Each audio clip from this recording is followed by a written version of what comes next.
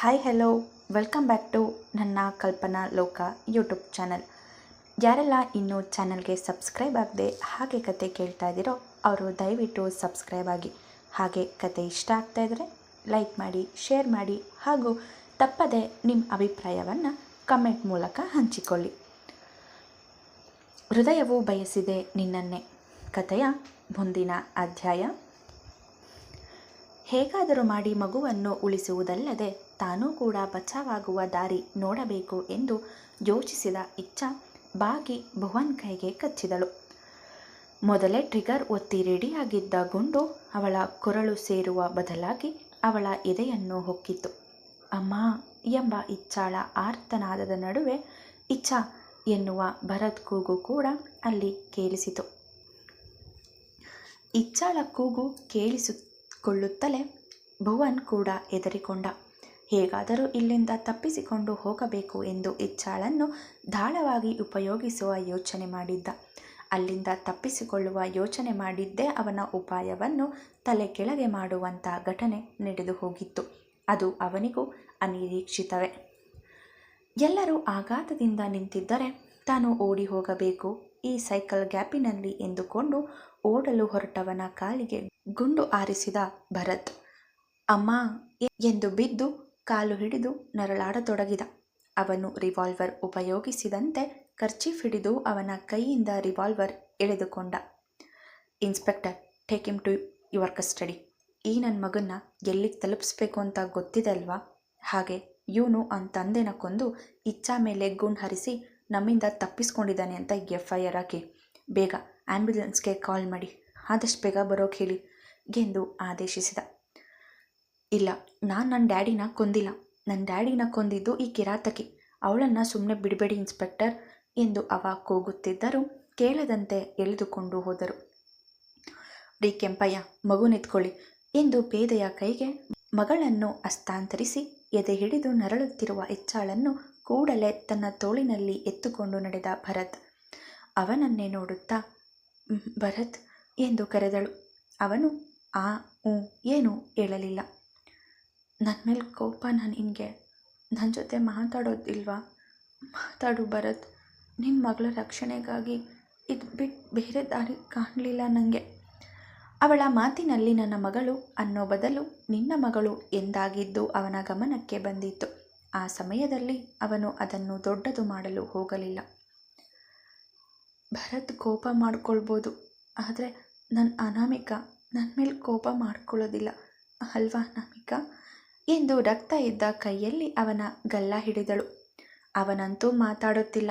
ಅವನು ಮಾತಾಡದೇ ಇದ್ದಷ್ಟು ಅವನನ್ನು ಮಾತಾಡಿಸಿಯೇ ತೀರುವೆ ಎನ್ನುವ ಹಠ ಅವಳದ್ದು. ಅವನನ್ನು ಓಲೈಸಲು ಯತ್ನಿಸುತ್ತಿದ್ದ ಇಚ್ಛಾಳಿಗೆ ಈಗ ಮಗಳ ನೆನಪಾಗಿತ್ತು. ಭರತ್, ನನ್ನ ಮಗಳು ಹೇಗಿದ್ದಾಳೆ ಭರತ್? ಅವಳಿಗೇನೂ ಆಗೋದಿಲ್ಲ ತಾನೆ? ಆ ಪಾಪಿ ಭುವನ್ ಪಾಪುಗೆ ಪಾಯ್ಸನ್ ಇಂಜೆಕ್ಟ್ ಮಾಡಿದಾನಂತೆ. ಪ್ಲೀಸ್, ನನಗಿಂತ ಮೊದಲು ಪಾಪುನ ಕಾಪಾಡು, ಅವಳಿಗೆ ಏನೂ ಆಗಬಾರ್ದು ಎಂದು ಅವಳು ಬಡಬಡಾಯಿಸುತ್ತಲೇ ಇದ್ದರೂ ಅವನಂತೂ ಮಾತಾಡದೆ ತೆಪ್ಪಗೆ ಇದ್ದ. ಅವಳನ್ನು ಪೊಲೀಸ್ ವಾಹನದಲ್ಲಿ ಮಲಗಿಸಿದ. ಹಿಂದೆಯ ಕಾನ್ಸ್ಟೇಬಲ್ ಮಗುವನ್ನು ಹೊತ್ತು ತಂದು ಡ್ರೈವರ್ ಪಕ್ಕದಲ್ಲಿ ಕುಳಿತ. ಆದಷ್ಟು ಬೇಗ ಹಾಸ್ಪಿಟಲ್ ಕಡೆ ಹೋಗಿ, ಇನ್ನೇನು ಸ್ವಲ್ಪ ಹೊತ್ತಲ್ಲಿ ಆ್ಯಂಬುಲೆನ್ಸ್ ಬರ್ಬೋದು ಎಂದು ಅವಸರಿಸಿದ. ಅವರೆಲ್ಲರನ್ನು ಒತ್ತ ಕಾರ್ ಹಾಸ್ಪಿಟಲ್ ಕಡೆ ದೌಡಾಯಿಸಿದರೆ ಇನ್ಸ್ಪೆಕ್ಟರ್ ಭುವನ್ನನ್ನು ಕರೆದುಕೊಂಡು ಇನ್ನೊಂದು ಕಾರ್ನಲ್ಲಿ ಹೊರಟ. ಅವರ ಗಮ್ಯ ಮತ್ತೆಲ್ಲಿಗೋ. ಸ್ವಲ್ಪ ಮುಂದೆ ಹೋದ ಮೇಲೆ ಸಿಕ್ಕ ಆ್ಯಂಬುಲೆನ್ಸ್ಗೆ ಅವರಿಬ್ಬರನ್ನು ವರ್ಗಾಯಿಸಿ ಭರತ್ ಅವರ ಜೊತೆ ಹೊರಟ. ಆ್ಯಂಬುಲೆನ್ಸ್ ಹೊರಡುವ ಮುನ್ನ ಅಲ್ಲಿ ಬಿದ್ದಿರೋ ಬಾಡಿಗೆ ಏನು ವ್ಯವಸ್ಥೆ ಮಾಡಬೇಕೋ ಮಾಡಿ, ಫೋಟೋಗ್ರಾಫರ್, ಫಾರೆನ್ಸಿಕ್ ಡಿಪಾರ್ಟ್ಮೆಂಟ್ ಅವರನ್ನು ಸ್ಥಳಕ್ಕೆ ಬರೋದಕ್ಕೆ ಹೇಳಿ, ನಾಳೆಯೇ ಪೋಸ್ಟ್ಮಾರ್ಟಮ್ ರಿಪೋರ್ಟ್ ಕೊಡೋದಕ್ಕೆ ಆಗುತ್ತಾ ಅಂತ ಕೇಳಿ, ಅಲ್ಲೇನಾದರೂ ಪಾಯ್ಸನ್ ಬಾಟಲ್ ಬಿದ್ದಿದ್ರೆ ಅದ್ರ ಫೋಟೋ ತೆಗೆದು ನನ್ನ ನಂಬರ್ಗೆ ವಾಟ್ಸಪ್ ಮಾಡಿ. ಈ ಕೆಲಸ ಕ್ವಿಕ್ಕಾಗಿ ಮಾಡಿ. ಆ ಪಾಯ್ಸನ್ ಯಾವುದು ಅಂತ ನಾನು ಹಾಸ್ಪಿಟಲ್ಗೆ ತಲುಪೋ ಮೊದಲೇ ನನಗೆ ಗೊತ್ತಾಗಬೇಕು ಎಂದು ಅವರಿಗೆ ಕೆಲಸ ಹೇಳಿ ಹೊರಟ. ಅವನ ಕರ್ತವ್ಯ ಕೈ ಬೀಸಿ ಕರೆಯುತ್ತಿರುವಾಗ ಕರ್ತವ್ಯ ಲೋಪ ಮಾಡಲಾರ ಭರತ್ ಪೊಲೀಸ್ ವಾಹನ ಮತ್ತೆ ಹಳೆಯ ಬಂಗ್ಲೆಯ ಕಡೆ ಹೊರಟಿತ್ತು. ಜಯೇಂದ್ರನ ಹೆಣವನ್ನು ಸಾಗಿಸುವ ಕೆಲಸ ಬಾಕಿ ಇತ್ತಲ್ಲ.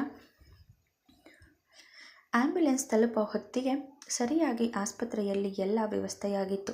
ಇಚ್ಛಾಳನ್ನು ಒಂದು ಕಡೆ, ಮಗುವನ್ನು ಒಂದು ಕಡೆ ಕರೆದುಕೊಂಡು ಹೋದರು.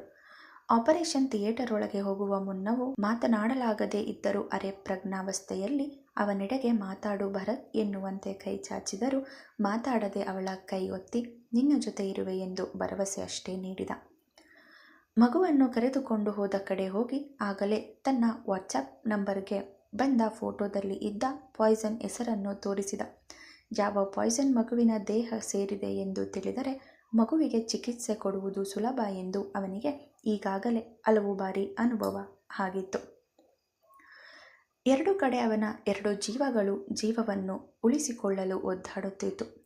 ಮಗುವಿಗೆ ಇಂಜೆಕ್ಟ್ ಆಗಿರೋದು ಸ್ಲೋ ಪಾಯ್ಸನ್ ಆಗಿರೋದ್ರಿಂದ ಮಗುವಿನ ಆರೋಗ್ಯ ಅಷ್ಟೇನೂ ಹಾಳಾಗದೇ ಇದ್ದರೂ ಇಚ್ಛಾಳ ಸ್ಥಿತಿ ಚಿಂತಾಜನಕವಾಗಿತ್ತು.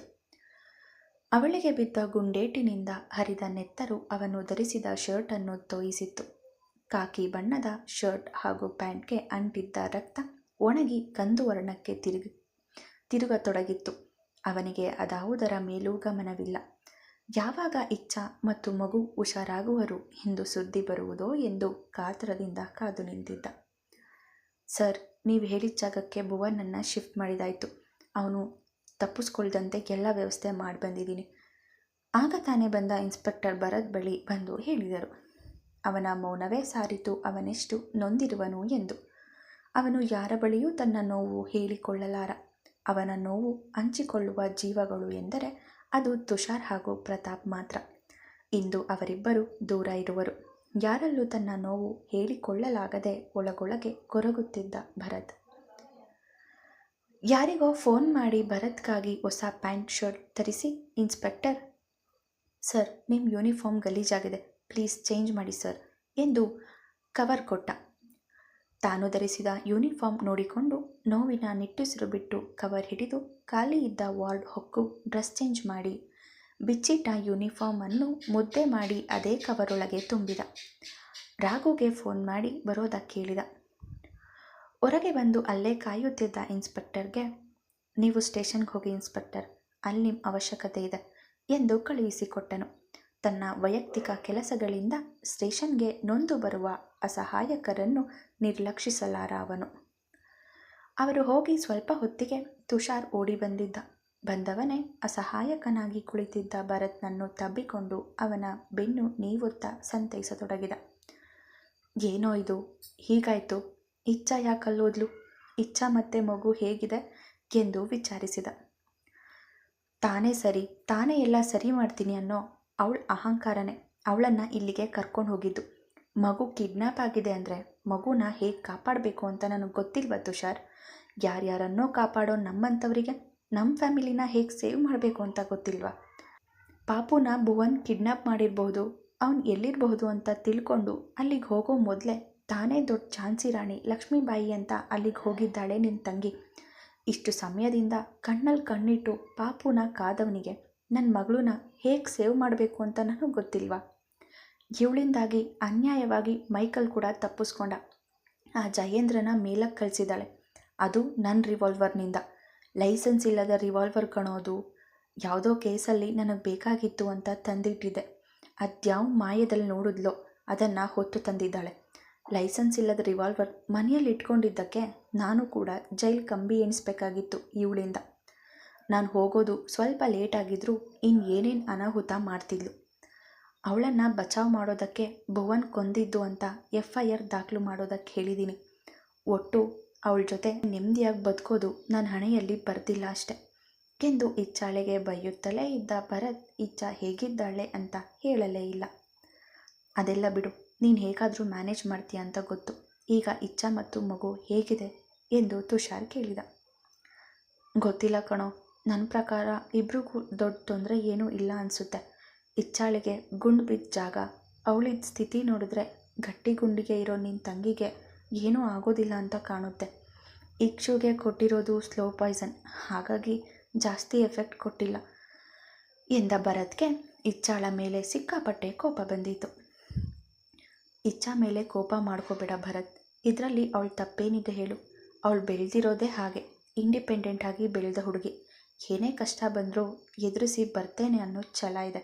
ಅದಕ್ಕೆ ಸಾಕ್ಷಿ ಅವ್ರು 3 ಜನ ಇದ್ದರೂ ಜಯೇಂದ್ರನನ್ನು ಕೊಂದಿರೋದು. ಯೋಚನೆ ಮಾಡದೆ ಹೋಗಿರೋದಿಲ್ಲ ಅವಳು. ಕೆಲವೊಮ್ಮೆ ಪರಿಸ್ಥಿತಿ ನಮ್ಮ ಕೈ ಜಾರಿ ಅನಾಹುತ ಆಗುತ್ತೆ. ಏನು ಮಾಡೋದಕ್ಕಾಗುತ್ತೆ ಹೇಳು? ಇಚ್ಛಾ ತಾಯಿಯಾಗಿ ಮಗಳ ಬಗ್ಗೆ ಯೋಚನೆ ಮಾಡಿ ಅವ್ರ ಹತ್ರ ಹೋಗಿದ್ದಾಳೆ. ಅವಳಿಗೇನೋ ಬ್ಲ್ಯಾಕ್ ಮೇಲ್ ಮಾಡಿ ಅವಳನ್ನು ಅಲ್ಲಿಗೆ ಕರೆಸ್ಕೊಂಡಿರ್ತಾರೆ. ಹಾಗಿರುವಾಗ ಅವಳೇನು ಮಾಡೋದಕ್ಕಾಗುತ್ತೆ ಎಂದು ಸಮಾಧಾನದಿಂದ ಹೇಳಿದ. ನೀನು ಯಾವಾಗಲೂ ಅವಳಿಗೆ ಸಪೋರ್ಟ್ ಮಾಡು. ನಿಮ್ಮೆಲ್ಲರ ಸಪೋರ್ಟ್ನಿಂದಾಗಿಯೇ ಅವಳಿಗೆ ಅಷ್ಟು ಅಹಂಕಾರ. ಅಲ್ಲಿಗೆ ಹೋಗೋ ಮೊದಲು ನನಗೊಂದು ಫೋನ್ ಮಾಡಿ ಹೇಳೋದಕ್ಕೇನಾಗಿತ್ತು ಅವಳಿಗೆ? ಅವಳ ಮಾತೃ ಹೃದಯ ಅಷ್ಟೊಂದು ಒದ್ದಾಡ್ತಾ ಇದ್ರೆ ನನ್ನ ಜೊತೆ ಬರಬೇಕಾಗಿತ್ತು ಎಂದು ಜೋರಾಗಿ ಹೇಳಿದನಾದರೂ ಅವನ ಕೋಪದ ತೀವ್ರತೆ ತಗ್ಗಿತ್ತು. ಏನೋ ಆಗೋಗಿದೆ, ಇನ್ನು ಮುಂದುವರಿಸಿ ಪ್ರಯೋಜನ ಇಲ್ಲ ಭರತ್. ಈಗಾಗಲೇ ನೀವಿಬ್ಬರು ತುಂಬ ಕಷ್ಟ ಅನುಭವಿಸಿದಿರಿ. ಸಾಕು, ಇನ್ನೀ ಕೋಪ ದ್ವೇಷ ಎಲ್ಲ ಬಿಟ್ಬಿಡಿ, ಎಲ್ಲ ಮರೆತು ಒಂದಾಗಿ ಎಂದು ಬುದ್ಧಿ ಹೇಳಿದ. ನೀನೇನು ಹೇಳಿದ್ರು ಅಷ್ಟು ಬೇಗ ನನ್ನ ಕೋಪ ತಣ್ಣಗಾಗೋದಿಲ್ಲ ತುಷಾರ್. ನನಗೆ ಸ್ವಲ್ಪ ಸಮಯ ಬೇಕು. ಮೊದಲು ಅಮ್ಮ ಮಗಳು ಹುಷಾರಾಗಿ ಮನೆಗೆ ಬರಲಿ, ಇಲ್ಲ ಅಂದರೆ ನನಗೆ ಸಮಾಧಾನ ಇಲ್ಲ ಎಂದನು. ಅಂಬಿಕಾಳ ಜೊತೆ ಬಂದ ರಘು ಕೈಗೆ ತನ್ನ ಯೂನಿಫಾರ್ಮ್, ಸರ್ಕಾರದಿಂದ ಕೊಟ್ಟ ರಿವಾಲ್ವರ್ ಅಲ್ಲದೆ ಇಚ್ಛಾ ತಂದಿದ್ದ ರಿವಾಲ್ವರ್ ಕೂಡ ಇದ್ದ ಕವರನ್ನು ಕೊಟ್ಟು, ರಘು, ನೀನು ಮತ್ತು ಅಂಬಿಕಾ ಈಗಲೇ ವಾಪಸ್ ಮನೆಗೆ ಹೋಗಿ. ಇದರಲ್ಲಿ ಇರೋ 2 ರಿವಾಲ್ವರ್ ಕೂಡ ಯಾರ ಕೈಗೂ ಸಿಗದೆ ಸೇಫಾಗಿ ನನ್ನ ವಾರ್ಡ್ರೂಬ್ ಸೇರಬೇಕು. ಏನಾದರೂ ಅಪ್ಪಿತಪ್ಪಿ ಮಿಸ್ಯೂಸ್ ಆದರೆ ನಿಮ್ಮಿಬ್ಬರನ್ನ ಕಂಬಿ ಹಿಂದೆ ಕೂರಿಸ್ತೀನಿ ಎಂದು ಎದುರಿಸಿದ. ಇಲ್ಲ ಅಣ್ಣ, ಜೋಪಾನವಾಗಿ ತೆಗೆದುಕೊಂಡು ಹೋಗ್ತೀವಿ ಎಂದ ರಘುಗೆ ತನ್ನಿಂದ ಮಗು ಕಿಡ್ನಾಪ್ ಆಗುವಂತೆ ಆಯಿತು ಎನ್ನುವ ಪಶ್ಚಾತ್ತಾಪ ಕಾಡುತ್ತಿತ್ತು. ಅಣ್ಣ, ಪಾಪು ಮತ್ತು ಇಚ್ಛಾ ಅಕ್ಕ ಹೇಗಿದ್ದಾರೆ? ಅವರಿಬ್ಬರನ್ನ ನೋಡ್ಬೋದಾ ಎಂದು ಕೇಳಿದ. ಬೇಡ ರಘು, ಈಗ ಅವರಿಬ್ಬರನ್ನ ನೋಡೋದಕ್ಕೆ ಯಾರನ್ನೂ ಬಿಡೋದಿಲ್ಲ. ನೀವಿಬ್ಬರು ಮೊದಲು ಮನೆಗೆ ಹೋಗಿ ನಾನು ಹೇಳಿದ ಕೆಲಸ ಮಾಡಿ. ಇಚ್ಛಾ ಮತ್ತು ಪಾಪು ಹುಷಾರಾದ ಮೇಲೆ ನಾನೇ ಫೋನ್ ಮಾಡಿ ನಿಮಗೆ ವಿಷಯ ತಿಳಿಸ್ತೀನಿ ಎಂದ ಮೇಲೆ ಗಂಡ ಹೆಂಡತಿ ಕಾಲೆಳೆದುಕೊಂಡು ಅಲ್ಲಿಂದ ಹೋದರು. ಅವರಿಬ್ಬರು ಹೋದ ಮೇಲೆ ತುಷಾರ್ ಹಾಗೂ ಭರತ್ ಮಾತಾಡುತ್ತಾ ಕುಳಿತರು. 1/2 ಗಂಟೆಯಲ್ಲಿ ನರ್ಸ್ ಬಂದು ಡಾಕ್ಟರ್ ಕರೀತಿದ್ದಾರೆ ಎಂದು ಕರೆದರು. ಸಿಸ್ಟರ್, ನನ್ನ ಹೆಂಡತಿ ಮತ್ತು ಮಗಳು ಹೇಗಿದ್ದಾರೆ? ಏನು ತೊಂದರೆ ಇಲ್ಲ ತಾನೆ ಎಂದು ವಿಚಾರಿಸಿದ. ಗೊತ್ತಿಲ್ಲ ಸರ್, ಡಾಕ್ಟರ್ ಹೇಳ್ತಾರೆ ಬನ್ನಿ ಎಂದು ಮುಂದೆ ಹೋದರು. ಡಾಕ್ಟರ್ ಮುಂದೆ ಕೂತ ಭರತ್ ಹಾಗೂ ತುಷಾರ್ನನ್ನು ನೋಡುತ್ತಾ, ಭರತ್, ನಿಮ್ಮ ಮಗುಗೆ ಟ್ರೀಟ್ಮೆಂಟ್ ನಡೀತಿದೆ. ಸ್ಲೋ ಪಾಯ್ಸನ್ ಆಗಿದ್ದರಿಂದ ದೊಡ್ಡ ಪ್ರಾಬ್ಲಮ್ ಏನೂ ಆಗಿಲ್ಲ. ಯಾವ ಪಾರ್ಟ್ಸ್ ಕೂಡ ಡ್ಯಾಮೇಜ್ ಆಗಿಲ್ಲ. 1-2 ದಿನ ಅಬ್ಸರ್ವೇಷನ್ನಲ್ಲಿ ಇಡೋಣ. ಸದ್ಯಕ್ಕೆ ಯಾವ ಪ್ರಾಬ್ಲಮ್ ಕೂಡ ಇಲ್ಲ ಎಂದಾಗ ಎದೆಯ ಮೇಲಿದ್ದ ದೊಡ್ಡ ಬಂಡೆಕಲ್ಲೊಂದು ಸರಿದಂತಾಗಿತ್ತು ಭರತ್ಗೆ. ಡಾಕ್ಟರ್, ಮತ್ತೆ ನನ್ನ ಹೆಂಡತಿ ಹೇಗಿದ್ದಾಳೆ? ಅವಳಿಗೇನೂ ತೊಂದರೆ ಇಲ್ಲ ತಾನೆ ಎಂದು ವಿಚಾರಿಸಿದ. ಅವರಿಗೆ ಆಪರೇಷನ್ ನಡೀತಿದೆ ಅಂತ ಕಾಣುತ್ತೆ. ಅವರಿಗೆ ಟ್ರೀಟ್ ಮಾಡ್ತಾ ಇರೋ ಡಾಕ್ಟರ್ ಆಮೇಲೆ ನಿಮಗೆ ಅವರ ಹೆಲ್ತ್ ಕಂಡೀಷನ್ ಬಗ್ಗೆ ಹೇಳ್ತಾರೆ. ನಿಮ್ಮ ಮಗಳಿಗೆ ಮಾತ್ರ ಯಾವ ತೊಂದರೆಯೂ ಇಲ್ಲ, ಡೋಂಟ್ ವರಿ. ಬಟ್ ನಿಮ್ಮ ವೈಫ್ ಬಗ್ಗೆ ಈಗಲೇ ಏನೂ ಹೇಳೋಕ್ಕಾಗಲ್ಲ ಎಂದು ಹೇಳಿದ ಡಾಕ್ಟರ್ ಮಾತು ಕೇಳಿ ಭರತ್ನ ಹೃದಯದ ಬಡಿತ ಜಾಸ್ತಿಯಾಗಿತ್ತು. ಮುಂದುವರಿಯುವುದು. ಈ ನಡುವೆ ಕತೆಗಳಿಗೆ ಅಷ್ಟೊಂದಾಗಿ ರೆಸ್ಪಾನ್ಸ್ ಸಿಗ್ತಾ ಇಲ್ವಲ್ಲ? ಯಾಕೆ? ಕತೆ ಬೋರಿಂಗ್ ಅನ್ನಿಸ್ತಿದ್ಯಾ ಅಥವಾ ಕೇಳೋಕೆ ಇಂಟ್ರೆಸ್ಟ್ ಹೋಯ್ತಾ?